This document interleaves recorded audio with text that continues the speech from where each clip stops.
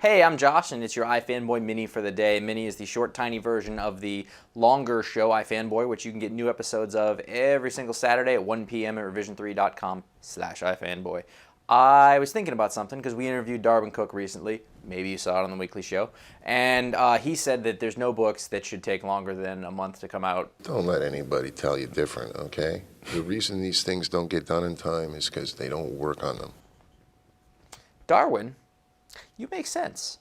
You're a sharp guy. You're with it. And I was thinking about some series that I missed that aren't coming out for some reason, because one reason or another, and I think these people need to get the work out and be done with it. First up is Kyle Baker's Special Forces. This is a book about an autistic soldier in Iraq, written and drawn by Kyle Baker. It's out from Image Comics. 2 issues came out. It's been a few months, I think, since the last one. And what's the deal? It was a sort of a satire of culture and war, and it was smart, but it was also sort of sad and touching and serious. It's based on a real story, apparently. Great book, and I would love to see how it ends, because we haven't really gotten that far into the story yet, and it was pretty interesting. After that, I want to talk about Fell. Now, you know Fell. Warren Ellis writing, Ben Templesmith doing the art. I don't even want to call it drawing, because it's that much better than that. It's about this horrible town called Snowtown, where Richard Fell is a detective, and he's a great detective, heart of gold kind of thing, but it's a horrible place to live, and you see the worst of humanity and the best of humanity and all the things, and there's been one issue in the last 9 months which falls under the worst of humanity, I believe. It's usually only 16 pages, so it's not that much work. You know, let's get this stuff done. Come on, what's the deal? I don't know. I really miss the book. I love that book. It needs to come out more. That's all I have to say about it. Then I want to talk about Grant Morrison and Jim Lee's Wildcats. Now, that's almost a joke. You put Jim Lee on a book, and you know you probably won't see more of it.